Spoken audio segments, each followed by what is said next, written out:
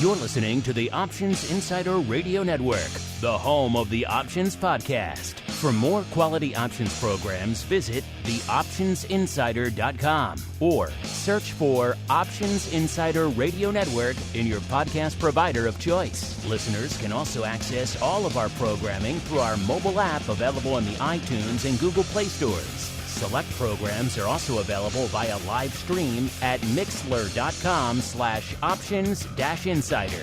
That's mixlr.com/options-insider. Don't forget to follow along with your favorite programs and submit your own questions for the hosts at twitter.com/options, stocktwits.com/options, facebook.com/theoptionsinsider, or via questions at theoptionsinsider.com.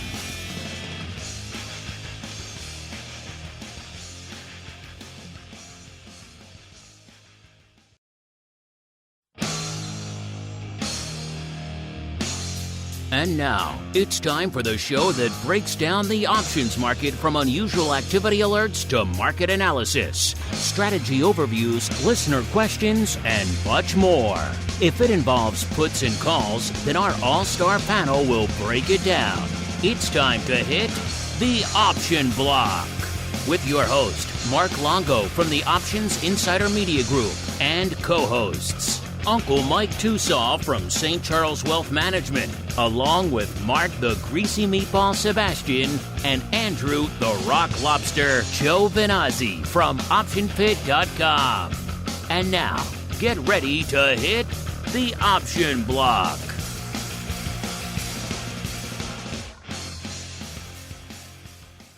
All right, everybody.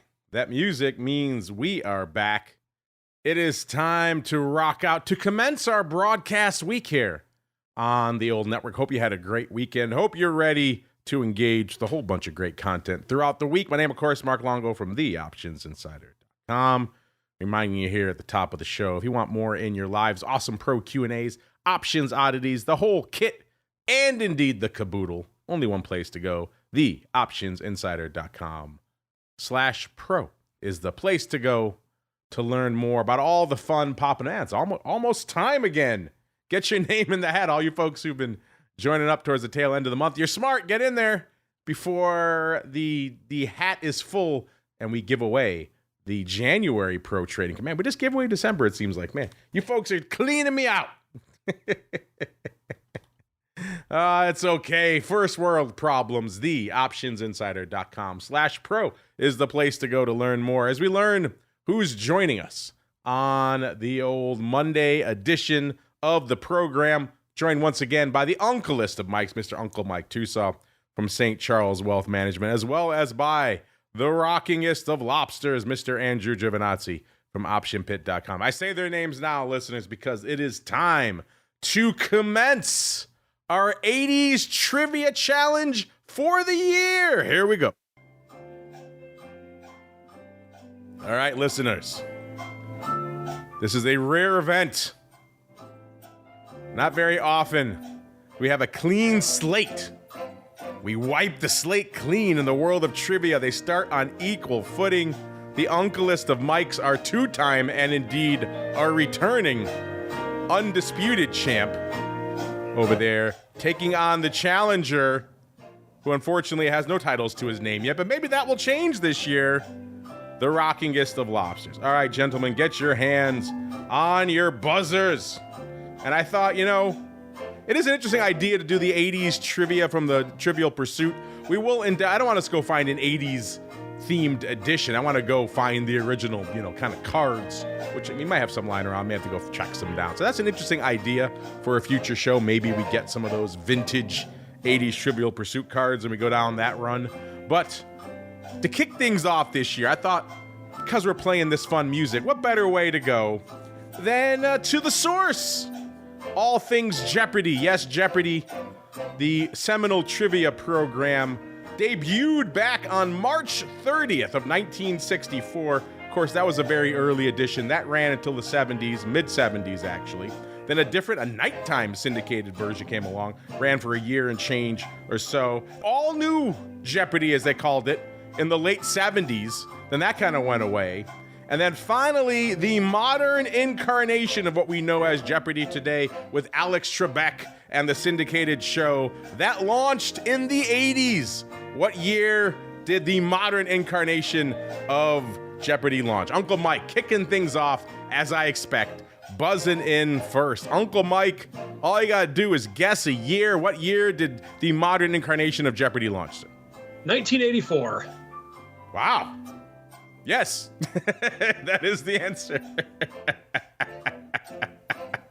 You had a 1 in 10 chance of getting it right, sir. And you crushed it. September 10th, 1984, Rock Lobster. I'm not sure what it's going to take for you to learn. You probably buzzing in early is your friend. All you had to do is guess a year. You had a 1/10 shot of getting it right, sir. Now, Uncle Mike, did you know that, or were you just kind of spitting into the wind? I actually did know that. I don't know why on earth I know that, but I did know that. I remember when my dad would want to pick me up from school during the day, he'd want to make sure that he could get the driving arrangements right and make sure he was home to watch Jeopardy at 3:30. Wow, he was that hardcore. Okay, interesting. I can see he loved a Jeopardy. You come by your trivia dominance honestly then. Okay, all right. All right, so 1 point. Now we know. Now we know. He's been a closet trivia consumer since he was a wee tot. Well, here's the irony in all this. I really didn't even like Jeopardy that much. But it has come back to reward you by the way, so you have to choose what prize you want. So we'll come back to that in a little bit. As we keep on rolling, this is 1 point. Uncle Mike already sticking the knife in. He draws first blood. Will that remain this way throughout the course of the year? If past is prologue, the answer is yes. But can Rock Lobster, can he turn the tide? I guess we'll find out as we keep on rolling into the trading block. It's time to break down the latest topics, trades, and trends in the world of options. It's time for the Trading Block. All right, everybody, welcome to the Trading Block, the portion of the show where we break down what the heck is trading. And settle in, listeners, we got a banger on our hands out there. We were talking beginning of the year, the election rally had faded. We had given it all up in the S&P. Then, of course, that inflation number came out. A little bit less hot than feared, and bam, that was all the market needed. Rallied us back over 6,000 to new all-time highs. Just on the show a week ago, new all-time highs. Uncle Mike said it live during the show, 6,100 and change. Seemed like the bulls were back in force. But I've been saying for a while, listen, this market has really been running on two things. We've been whistling past the graveyard on the back of two things, right? The prospect of someday getting Fed rate cuts. We got a few, obviously, but probably a little more. And of course, just the siren song of AI to solve all the ills of the world and all the ills of the market. And this market has delivered. It has rallied, and names like NVIDIA have rallied off the seemingly endless bounty that is AI, that companies need to spend endlessly on this. They have to spend endless amounts of money. NVIDIA can charge whatever they want for extremely high-priced chips. Companies have no choice but to pay them, and that is the future. Companies like OpenAI have a unimpeachable moat around them that no other firm can catch up with. If they did, the spending would be insane. US is the dominant. Silicon Valley is dominant. China, other companies are at least 6 months, maybe a year behind the US in development. They can never catch up. We have chip restrictions. All of that blown out of the water this morning, listeners, by a Chinese AI startup called DeepSeek, coming in and launching their own model. And that kind of just seemingly lit the fire in the AI space. According to the data, they said they did it for about $6 million, which would be a fraction of the cost. And it's supposed to be competitive to what OpenAI has, if not better. It's already getting a ton of downloads, places like the Apple Store. So this just blows a lot of those misconceptions out of the water that China is far behind, that they couldn't even develop these things because we have more export restrictions to China, imports to them, obviously. And of course, if you want to get access to pricey NVIDIA chips, what better little way to do an end run than just go buy it on AWS, go buy exposure. They're using those chips, so just go buy it on AWS. Genius little moves like that. So accordingly, $6 million was enough to develop a competitive to OpenAI model. It kind of just blows everything out of the water. NVIDIA, as you might imagine, taking it on the chin, taking the rest of the market with it. As we're coming in today, NASDAQ off almost 3.5%, about 3.45%. S&P off nearly 2%. Very importantly, back below that pivotal 6K level, listeners, 59.82 as we're kicking off the show, off about 120 handles right now. The Dow, one of the few things that's flying in the face of this, saying, pshaw to you, it's up. It is up 0.08%. This gravitational well to the downside, I'm not sure how long the Dow can resist that, though. It's probably going to get sucked down. And VIX cash ticking up even more. It was 18.5 when we kicked off the show. That was up about 1.85 points. Now it's just hit a 19. So it's up over 2 points right now, about 2.35 points from where it was on the Thursday show. So VVIX 111 up 12 points. You know, if this market has been underpinned by AI for so long, this could, I mean, I've been saying we've been whistling past the graveyard for a while, so I don't want to leap to conclusions on this, and I don't want to burst the bull's bubble, but if anything could do it, it would be undercutting these long-held assumptions about AI and what they mean for the market going forward. If we can do it a lot cheaper, the companies don't have to spend a ton of money. If other countries really can be competitive in this, that really upends a lot of the assumptions that have been carrying this market and allowing it to whistle past the graveyard with a lot of bad data out there, a lot of other bad metrics that otherwise would have maybe curtailed this rally. Instead, they managed to whistle past it because AI has carried it all. But now, if this undercuts that certainly raises a lot of questions, which is very interesting. VVIX right now, 111, up 12 points from where it was this time on the Thursday show. I'm sure if I re-rack that right now, yeah, it's ticking up again, up to 116. My goodness, that puts it up, 17 points from where it was on the Thursday show. So vol is popping, markets are selling off. It is a mad time. I gave him a chance to talk last week during the new all-time high, so it's only fair that I give him a chance to talk now that we have retreated off those. Uncle Mike, A, congratulations on your point, and B, what are your thoughts on this mad turnaround here in the market, sir?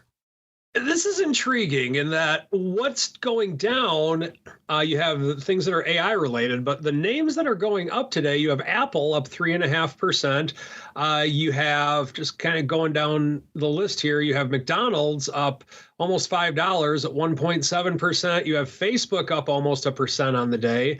Of course, the downside of this is that NVIDIA, which is kind of the big dog of the market these days, that's down 16%, which that's to be expected in something like this. But just some other names that I'm following, or that we have in our triple income portfolio.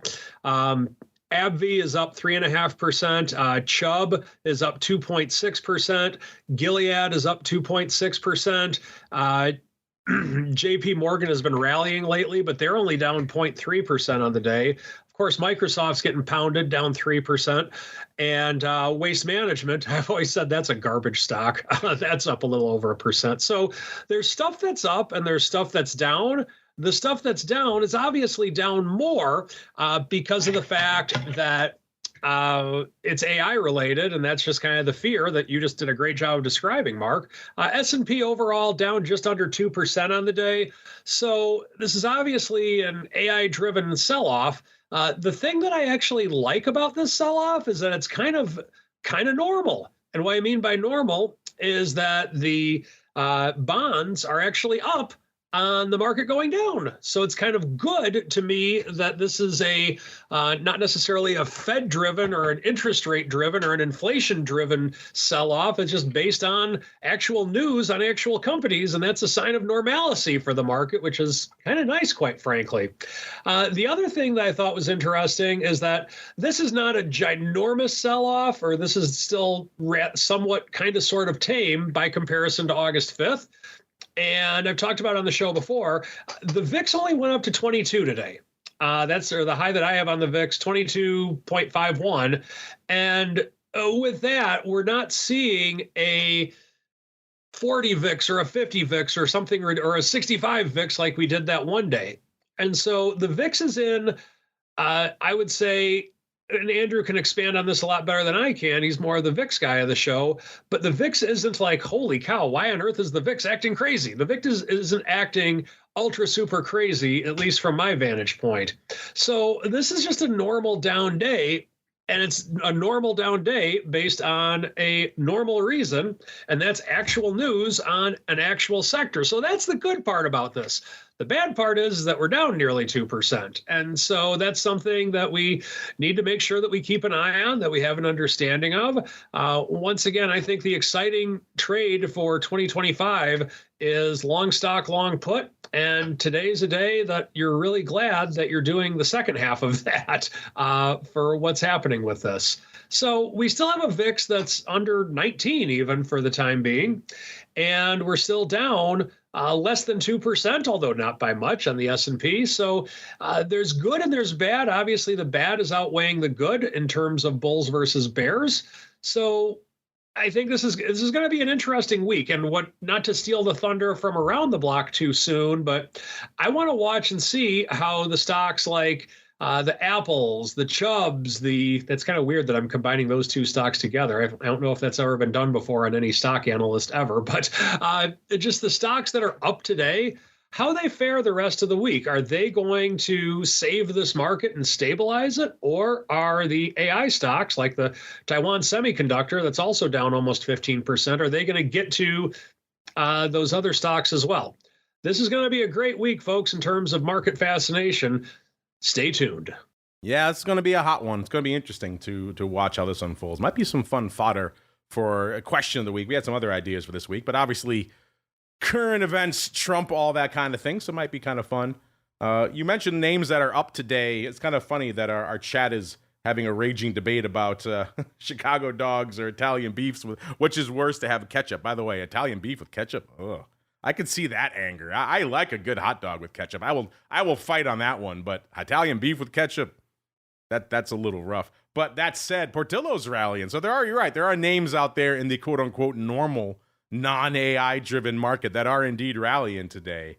But yeah, these gains over the last few years, unfortunately, they were not on the back of Portillo's. They were on the back of AI and NVIDIA. And they're coming for that today. Mr. Rock Lobster, sir. A wild one out of the gate to start the week, sir. What is catching your eye in a pretty interesting day, sir?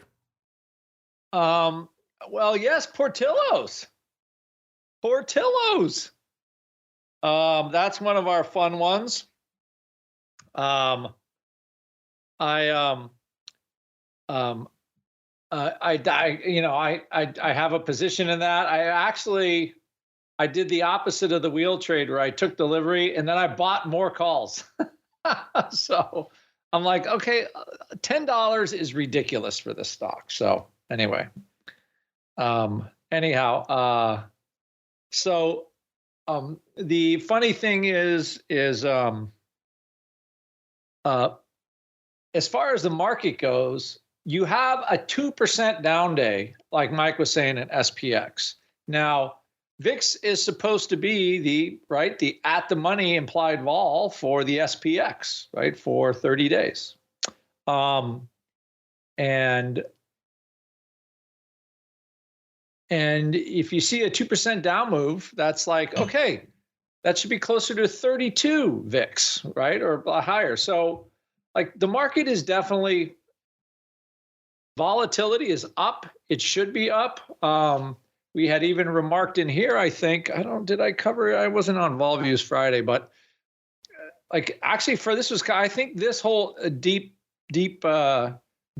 thing was a kind of a surprise. So, but all week, last week, volatility at the money, right? Volatility per strike was rising in SPX. Even though the market was rising, vol was rising the whole week. And, that always gives me a little pause. And Friday, it came off a little bit just because SPX went down a little bit. There was a little bit of a relief. But for the most part, it was market up, vol up all week. So again, first glance, you've got the Fed this week. You've got some big earnings coming for tech. And what I would say is, yeah, you know what? It does appear that the fact that a Chinese, and again, if you look at the Twitter sphere, FinTwit on this, the gap of information as to if the Chinese actually used NVIDIA chips or not, or went around something, the export controls and bought them from the Singaporeans. Like, who, like, my gosh, your head just getting spun around. Either way, they seem to have an AI solution, but I don't think anybody is 100% on how they got to the solution.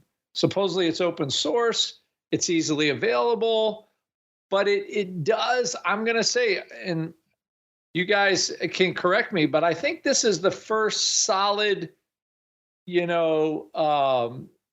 in the armor, kink in the armor for NVIDIA that we've seen in a while, where maybe they might not be able to get away with, or there's a more clever way to cluster chips or whatever. But it slows down. That narrative on the upside. So remember, market loves these infinite upsides, especially when you're a stock like NVIDIA. And I wrote about it this weekend actually before this was all coming to the fore. But NVIDIA holds a similar position that Intel held in the 90s. Same. I mean, this is all technology. Again, it's still chips. And Intel was making money hand over fist like Cisco was, whatever. And then all of a sudden, the market caught up, things changed a little bit. It's hard to maintain that huge multiple. So even if NVIDIA drops to $100 from where it was, $150 just a couple days ago, even if it dropped to $100, it still would be a very expensive company. It would be a third, so it would be 35 times earnings. The market cap would still be $2 trillion. It would still be 20 times revenue.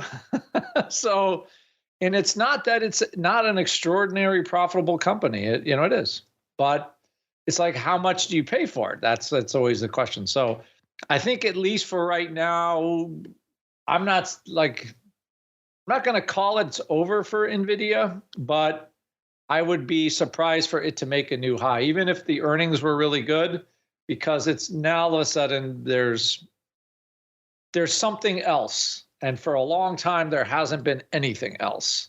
And I think this is what the market does. Now, all of a sudden, money's going to flow to other places.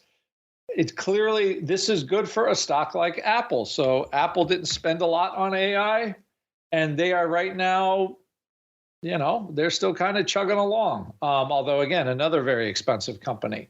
Some of the other chip makers, all of a sudden, that were kind of dead might have some life.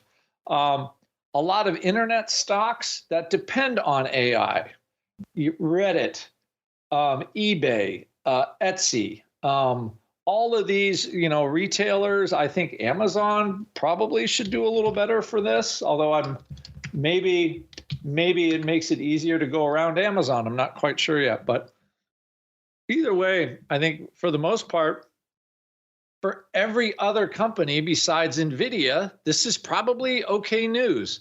And if it's not the Chinese that do it, it will be, right, if people, because we have that kind of TikTok hangover.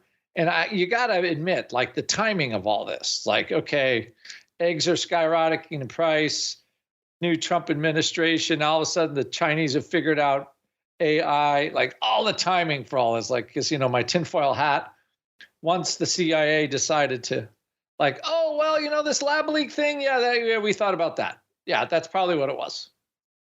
Okay, they've been sitting on that for years. Why? So maybe there is something to the tinfoil hat thing every once in a while. But either way, it does feel like, what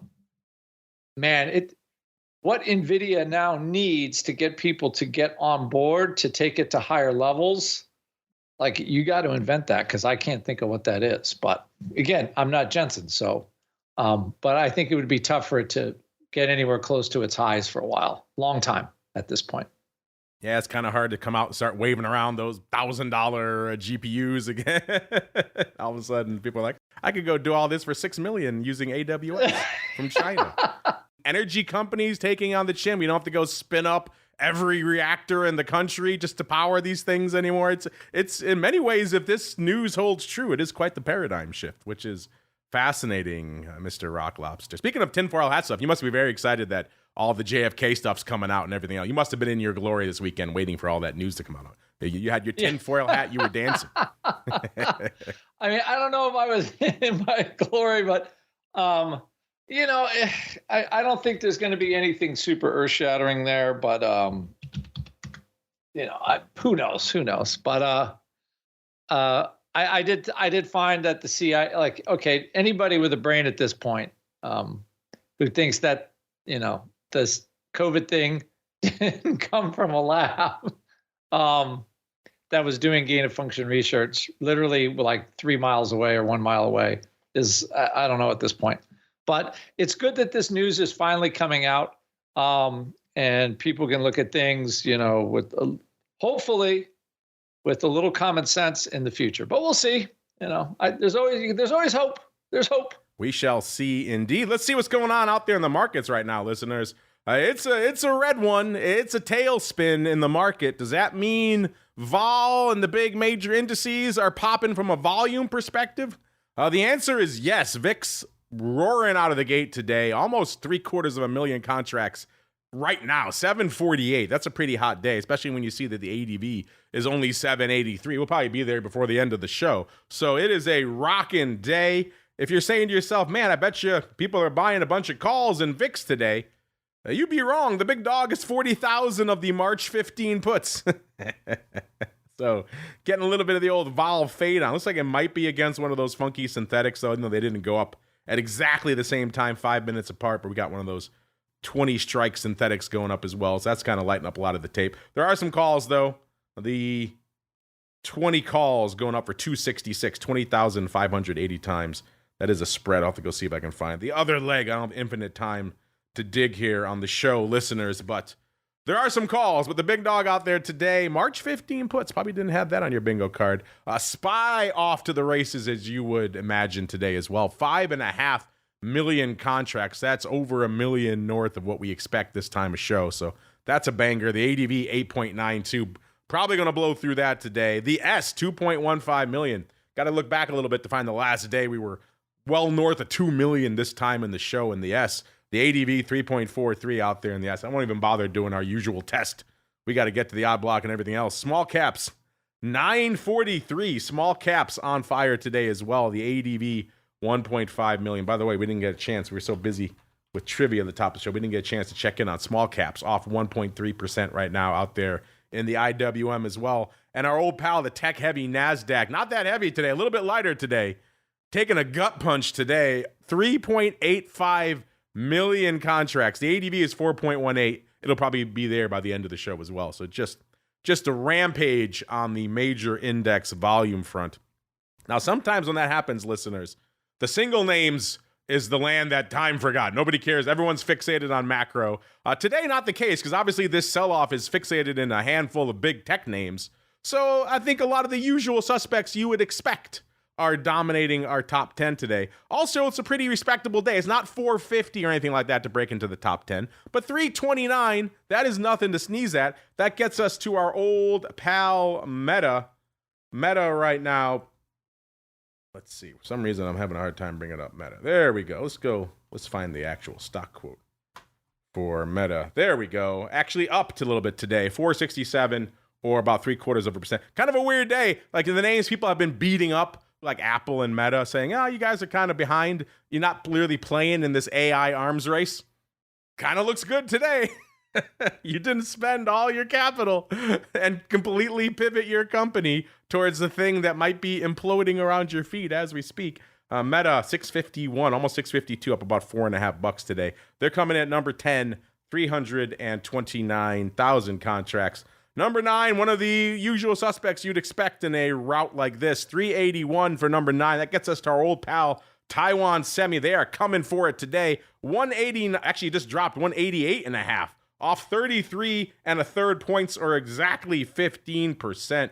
Man, that is rough. That turns them now red for the year. They're off 6.5% or 13 handles for the year. Of course, you go back a year and the calendar year, they were 117 a year ago. So they have a long way to go back to those levels. With Taiwan Semi number 9, 381 listeners. Number 8, the Amazonians off about 280 or a little over 1%, 232. And at the end of the day, the Chinese supposedly did use AWS to drive a lot of this. So that could be a backdoor good thing for Amazon at the end of the day. Everyone's just going to turn to AWS. But kind of interesting, 233 off about $1.90 right now today. Good for number 8, 410 on the tape for the Amazonians. Number 7, Palantir. They were trying to struggle back. They had sold off into the high 60s not too long ago in the nadir of that early part of the year sell-off. Then they rallied. They got back up over the last week. They got up to 82 again on Friday and then coming right back down. Man, that's quite the fall from Friday's level. 82.03 is where they closed. 73 and a third right now, off 564, over 7% today. If you think of names that have ridden the AI wave to just spectacular heights, obviously NVIDIA's at the top of that list. Palantir is not too far behind. We were talking about selling the 10 puts in this name not that long ago, listeners. Now we're talking hitting the 80 handle and dropping back in. So if this is going to cut the legs out from AI, they probably have some room to run to the downside as well. Palantir, number 7, 411 on the tape for them. Number 6, you expect AMD on this list, and here they are. AMD 459, 114 and 3/4, off about $8.10 or almost 7%, about 6.6%. So they're coming for AMD. Obviously not as bad as the sell-offs we're seeing in some of the other chip names, like we just saw in Taiwan Semi, and maybe we'll see a little bit later in NVIDIA. Spoiler alert. SoFi coming back down a little bit today, 15 and 3/4, off 215 today, or about 12%. So a rough day for them.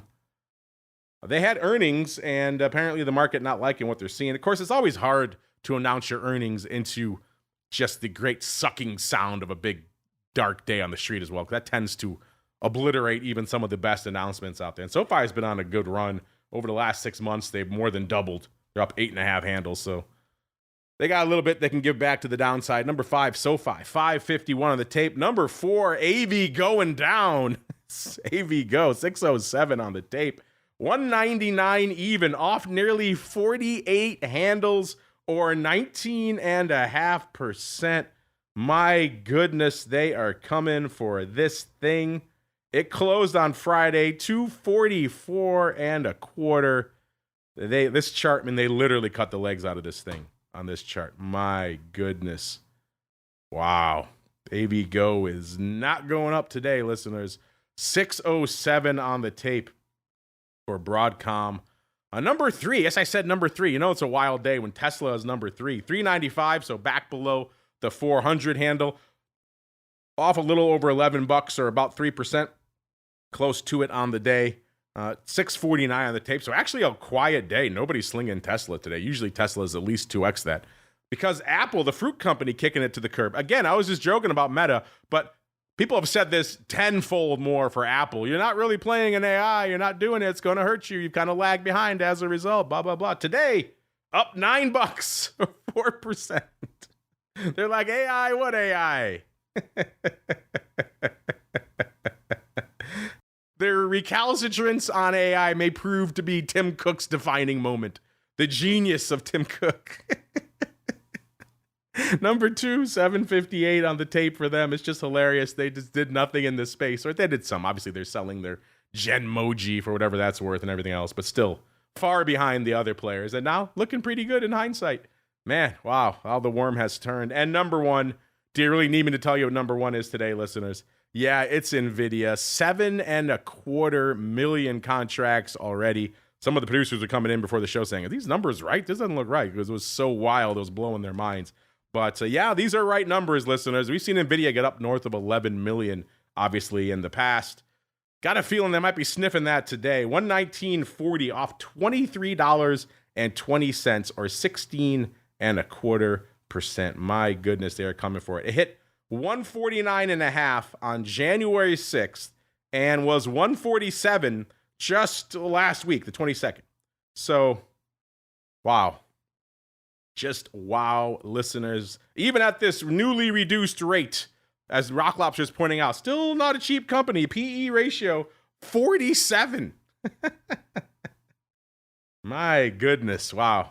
By the way, year to date now, it's obviously off 13.6%. If you go back a full calendar year, though, it was trading $62. So it could have some room to run on the downside, especially if some of these long-held assumptions about AI are going to go the way of the dodo, which seems like DeepSeek may be driving. Obviously, a hot week this week.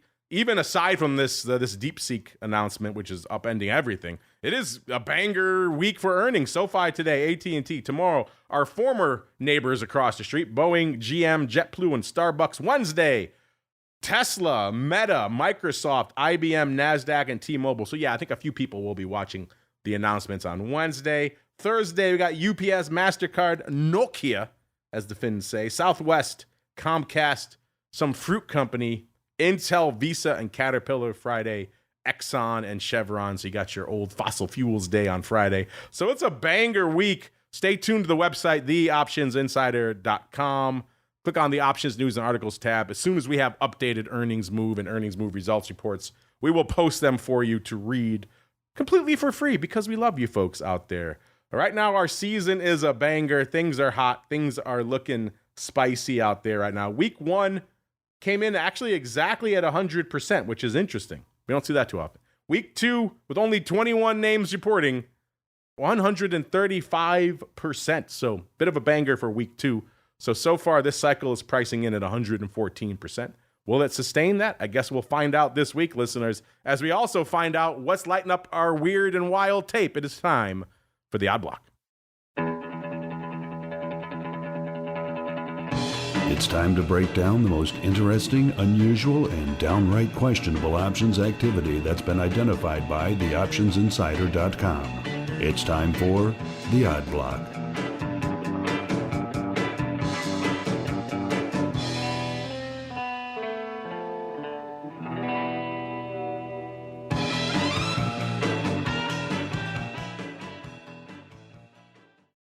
All right, here we go, listeners. Let's get weird. Let's get wild. We just got pretty wild in some of those names and numbers I was just throwing around. So let's jump ship. Let's go to a completely different sector, not AI driven. A name we haven't talked about in a long time. This is Invesco. Ticker symbol IVZ. Trading right now 1742, off about 20 cents or about 1.2%. On the year, it's been a decent year, all things considered. They're still up about $1 on the year. They've had some wild swings. They were 1641 a year ago, so pretty much exactly $1 lower. They sold off to, looks like their low for the year was 1416 back in April. So not in August, but in April. Let's see, in August they hit, in the sell-off, they hit about $15 and they bounced. It looks like their high for the year was around almost $19, $18.94. That came on October 18th. Ever since then, they've kind of been vacillating quite a bit, down to 17, up to 19, or close to it, back down again, up again. And they sold off again to 16 and change and rallying again to where they are right now, 17 and about a half. So kind of been well, most of the rest of the market rallied hard after the election. They kind of sold off at the beginning of the year and kind of rallied a bit. This one's kind of been all over the place, which is kind of interesting, which gets us to our print from today. Listen, what did our Eye of Sauron find out there in the markets today? Like somebody coming in and saying Feb 19. So again, the stock 1742. They said Feb 19s, how are they? They got a nickel at a 20 cents. So a fairly wide market, all things considered. And they said, I will pay 19 cents for 17,000 of those bad boys. If you're wondering, that is a 35 volatility, listeners. So not the most explosive vol level we've seen out there, but not nothing either. By the way, this is clearly a swing for the earnings fences in Invesco because they have earnings tomorrow before the bell. So this is pretty naked earnings paper out here.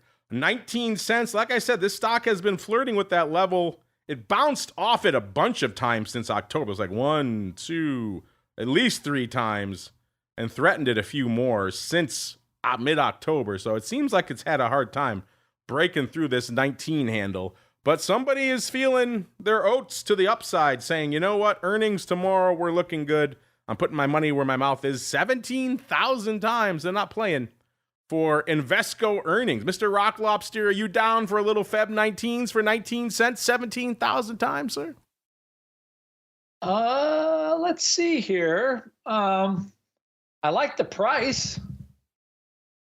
Price is pretty good. IVZ, although I'm not really, Invesco is not something I normally, holy gosh. That's a lot of volume. I wonder if somebody's going to buy them out. It kind of feels like, I have to say, it does have a little buyout paper feel to me. Are they really going to have earnings that are that good? Let's see here. Earnings are I don't know. That is a pretty bullish purchase. So I'm assuming somebody thinks the earnings are going to be fantastic. If it's a buyout, that's what I would say on that. If it's a buyout, it's coming soon, right? They're only going out to February. They're not messing around. Yeah, so somebody knows something. Yeah. That reminds me, we saw a crazy paper on oddities a couple of weeks ago going into all that Intel takeover rumors. And somebody just loaded up to the upside, but they only went out a week. They said, oh, this takeover's happening on Tuesday. Clearly they weren't right. And all that paper went to die. This is takeover paper. I don't know. They need to get their butts in gear. Maybe they would announce it on the earnings. That could be.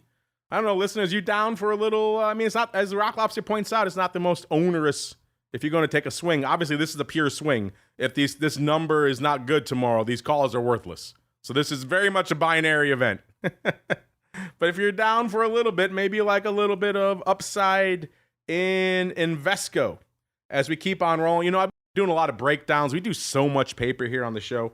We've been trying to break down some of the highlights and lowlights from last year on the Odd Block. Flowmaster, he was flying back from Chicago. I got to talk to him in person last week. That was fun. But he was flying back during our show last week, so he couldn't do his breakdown for 2024. He says he's going to do it this week. I'm going to hold his feet to the fire on that. Meantime, I'm going to continue my trend of breaking down some of the prints, the crazy trades, the wild things that stood out to us from the litany, thousands of unusual trades that we documented and analyzed and tracked last year, listeners. Let's go back to June. We got about halfway through the year on our rundown so far. Let's go out to our old pal, the Metroplex. Remember this one, listeners? Last year, one of the themes of our Odd Block was the rise of Metroplex, aka MPLX. This is, of course, the subsidiary of Marathon Petroleum out there. We like calling it the Metroplex. It just sounded cool. MPLX. Let's see, having a little bit of a rough run today, 50 and a third, off about $1.50 or nearly 3%. But we last talked about it on the show. It was mid-year, right around summertime, when this thing started lighting up our tape. In particular, back in June, we first noticed when the stock was 42.5, so about 8 handles below where it is right now. Somebody came in and said, SEP 43s, I like those bad boys. How are they? They got 60 cents at 75. They said, I will pay 75 cents, 3,000 times. It's an oil name, so the vol isn't explosive. That was literally. It was only 13.5% vol, so a fairly reasonable trade, all things considered. These were SEP 43s. They bought them in June. The earnings were on August 6th, so if you like the upside for this name, there was a lot to like about the way they went about this. It wasn't the most crazy outlay. They bought themselves a lot of duration for not a ton of money, which is always a good thing. They had earnings on August 6th, so they had 2 months, and they had a catalyst within that time frame to potentially provide some extra return. So a lot to like about this trade, and these bad boys seem to have worked out. The stock closed $44.20, so again, they paid 75 cents, so they were north of that 43 3/4 level, so they did all right. They made right around $5. Not the most explosive name, but then again, some of the names we've seen thrown money away, you'll take the money. It made about $1.35 on that trade, all things considered. Then we came back to Metroplex not too long later, and somebody said, you know what? Let's keep the party alive. How are the July 44s? At the time, the stock was $42.50, and they said, July 44s, I'm going to buy those as well. These are a little bit farther out of the money at the time, obviously, and they got pretty much no bid at a dime. They said, I'll pay a dime. I'll lift that offer. 7,000 times. So again, decent size for this one, even more than the last one. Obviously a cheaper trade. This time, it seems like they flew a little too close to the sun for their own goods. This was a July trade. So the other one was September. Obviously more duration, more expense for the other one as well. And Metroplex ended up going out $43.11.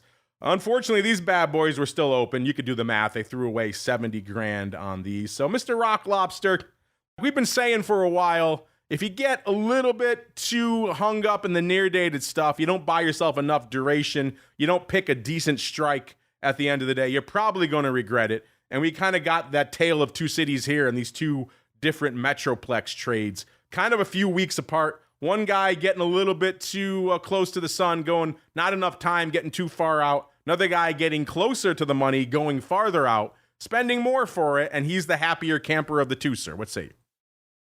It does appear that way. But anyway, are these 20? Wait a minute. So like 20. Oh, these are highlights. Oh my gosh. It was like, okay. Yeah. No. Well, again, you paying a dime for these little calls. You get what you get, and you don't get upset. I think that's all we got to say on that. We know that those short-term options, unless you have a little crystal ball, you're going to have troubles. Speaking of having troubles, one of the other themes we saw repeated time and again throughout most of last year, we profiled a bunch of them. I know the Flowmaster talked about them a lot.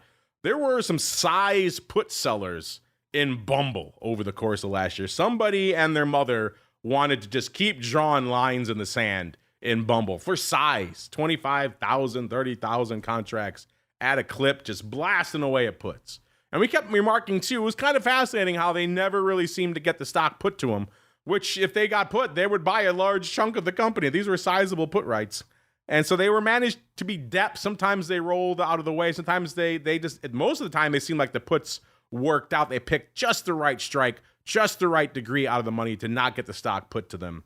Until we got to August of last, actually, I'm sorry, this is June. The trade was for August, but it's a June trade. So again, kind of a summertime trade, June 10th show this one was.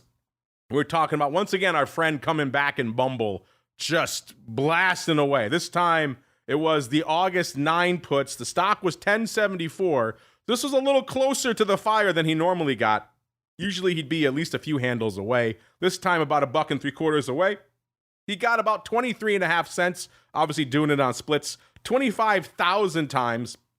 So once again, a pretty sizable line in the sand.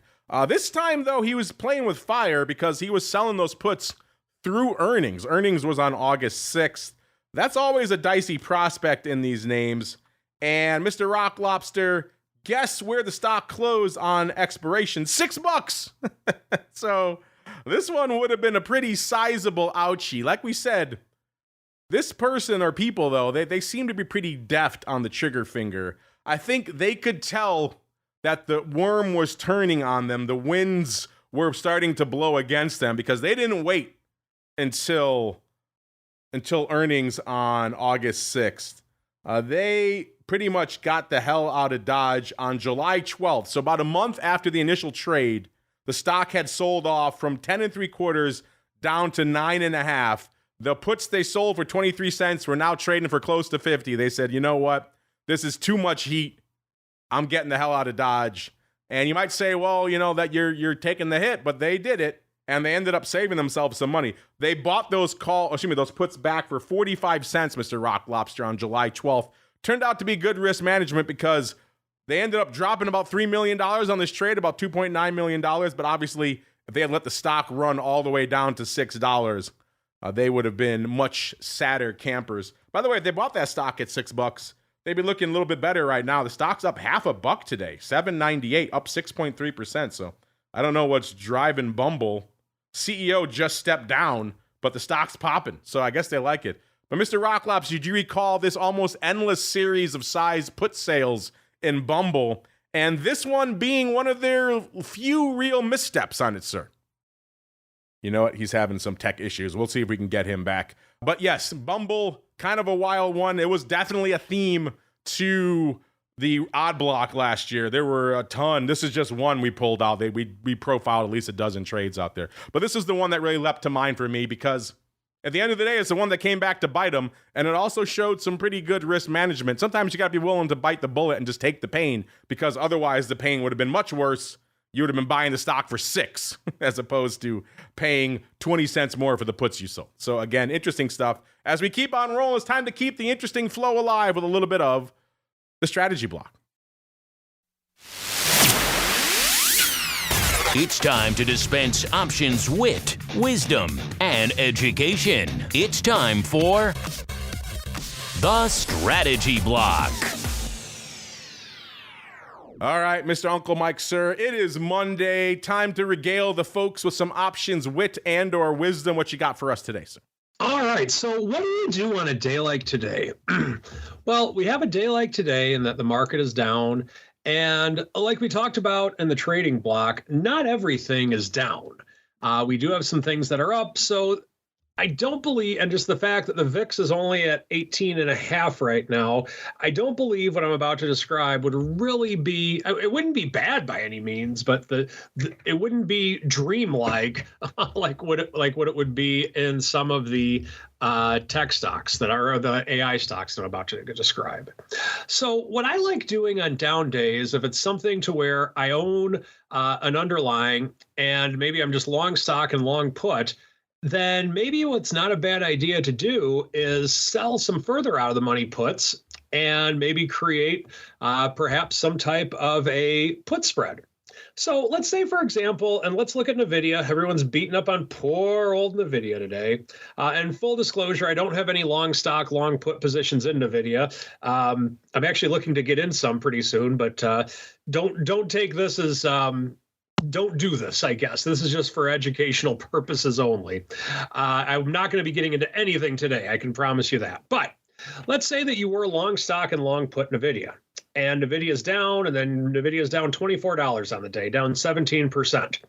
And so I'm looking at it right now. If I'm looking out at February 21st, so a standard just under 4-week option, what I can get right now, if I want to sell the 94 puts, I can get $1 for those. And once again, I'm not recommending this trade by any means. Or wait, I'm sorry, that was a delayed quote I just gave you. I can get $1 for the 93 puts. And so if I want to create this long stock, long put hedge, and I want to sell some premium against it on a down day, then this could be an opportunity.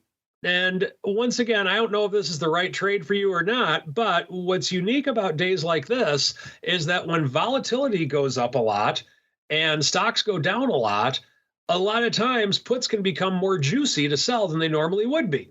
So let's think about that for a second. NVIDIA would have to go down an additional $28, which would have to have another day like today to touch that put. Now, with that being said, could it actually do that? Good gosh, yeah, it could. If volatility's high for a reason. But let's say that you're okay having it go through the short put, meaning that you think that if it goes down to 93, you know what, that's a buy signal anyway. I'm okay shifting from buy and hold or hedged. I'm okay shifting from long stock, long put to just being long stock. That might be something to consider. Or if you've been thinking about getting into NVIDIA for a while and you're flat and your price target was in the 90s, this could be an opportunity for you to do it.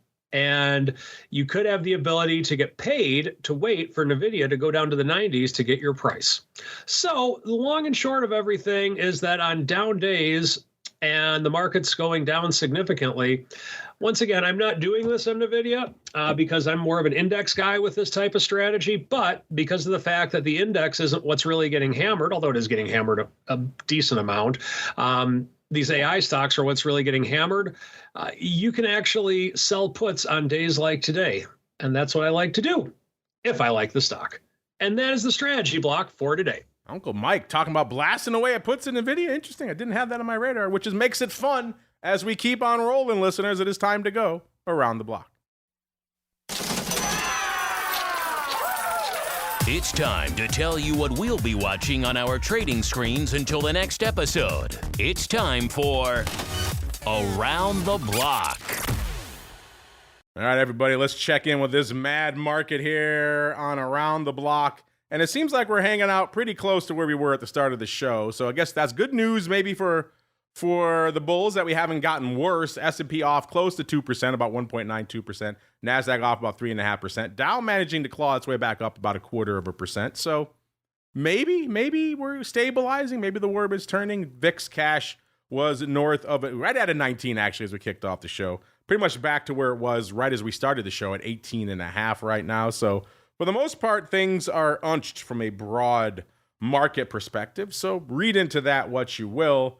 Speaking of reading into things, we did post during the show an intriguing question of the week. You can find it same place you always do, listeners, at Options over there on the Twitter. Quite simply, is this DeepSeek thing, is that the canary in the coal mine for the end of the AI boom? Quite simply, do you think this means will SPY and SPX, will they close positive on the year or not? And right now, listeners, maybe some of you caught up in the red on the screen, but over half of you, 55.6% right now in the early respondents, are saying no, they will not close positive on the year. 27.8% feeling the bull, saying yes. 5.6% say you don't care, you're out there in crypto. 11.1% say you don't care, you're slinging vol either way. Get over there at Options. That is our question of the week. Uncle Mike, what are your thoughts? Over half of our early respondents not in the Uncle Mike camp saying we're going to close a negative on the year. And then B, what are you keeping an eye on for the rest of the week until the Thursday show, sir? Well, as much as I'd like to say that doesn't affect me because I'm so much in crypto, I'm still going to say we're going to be positive on the year. It's just, I couldn't say negative. It's against every fiber in my being to say such a thing. But in terms of what I'm watching till the next episode, everything we talked about AI, but I'm also watching bonds. We actually have buyers in the bonds and sellers in the stocks. So I am watching the bonds to see if we get more buyers in here. More buyers indeed. Unfortunately, that music means we've come to the end of our journey through the old option block for today. But don't worry, not done on the network, not by a long shot. I'll be back in a little bit with our buddy Mr. Greg to hold court on all the madness, all the wild volatility going on in the crypto derivatives world. Spoiler alert, there is a freaking ton. So that should be a good one. If you're hanging out in the live, hang out there. I'll be back in a little bit with Mr. Greg. We'll pump some fun stuff in there in the interim to keep you folks occupied. Then back again in a little bit live with Mr. Greg. And then back again tomorrow. Make sure you join us for another awesome pro Q&A session out there. Should be a hot one exclusively for you pro folks. Make sure you're checking it out if you haven't already done so, listeners. theoptionsinsider.com/pro. Welcome to all the new folks who joined us here in the new year. New year already off to a hot start in the markets and indeed to the pro. Of course, you get oddities at the end of the week. A lot of great guests joining me to break down the wild world of unusual activity out there. Giveaways, man, we're all coming up on the giveaway pretty soon. So good thing if you're in there now, your name's already in the hat over there on the pro. Check it out. And Mr. Uncle Mike, sir, if folks want to check out some cool stuff in Uncle Mike land, where should they go? What should they do? Well, of course, follow me on Twitter at Mike Tosaw, Tosaw. And also you can check out my website, stcharleswealth.com, if you are a person looking for a financial advisor who's not afraid of the option product. He ain't afraid of no ghosts or options. So check him out over there. That should be your tagline on your business card, Uncle Mike. I ain't afraid of no ghost, ... or options. What do you think? What do you think about that for branding? I actually really like that one. Go for it. My invoice will be in the mail post-haste out there. All right, check them out, listeners. stcharleswealth.com is the place to go to learn more. Of course, check out the Rock Lobster, everything they got cooking over there in the land of the pit. Back again in a little bit live with our buddy Mr. Greg, the whole court on the Crypto Rundown. Back again tomorrow with all sorts of fun going on in the pro Q&A, listeners. So stay tuned for that if you're hanging out in the pro already. Should be a good time to be had by all. Wednesday, of course, our doubleheader of Options Bootcamp, followed by the Futures Rundown. Should be a good time there. We'll have to record it early this week, which is nice. I had to go down to the STA conference, Securities Traders Conference, meet up with our buddy, the Flowmaster, last week. So we recorded Futures Rundown one day early. Back to its normal bat time on Wednesday. Then we're back again on Thursday with the aforementioned Flowmaster in hand to break down all sorts of madness on the Thursday episode of the Option Block. Stay safe out there, everybody. You're listening to the Options Insider Radio Network, the home of the Options Podcast. For more quality options programs, visit theoptionsinsider.com or search for Options Insider Radio Network in your podcast provider of choice. Listeners can also access all of our programming through our mobile app available in the iTunes and Google Play stores. Select programs are also available via live stream at mixlr.com/options-insider. That's MIXLR.com/options-insider. Don't forget to follow along with your favorite programs and submit your own questions for the hosts at twitter.com/options, stocktwits.com/options, facebook.com/The Options Insider, or via questions@theoptionsinsider.com.